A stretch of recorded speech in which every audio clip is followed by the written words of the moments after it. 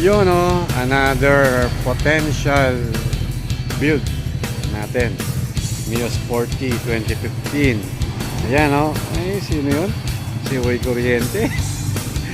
So ito, pinuntahan namin dito ngayon sa Angeles City.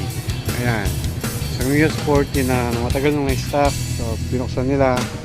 Actually, kailangan tignan yung panloob ng makina kasi medyo stock up na rin.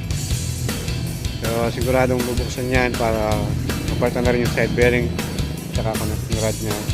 At the same time, pati block balik standard lahat. At abangan nyo ang susunod pa nating isa na potential build ng Restoration TV. Okay.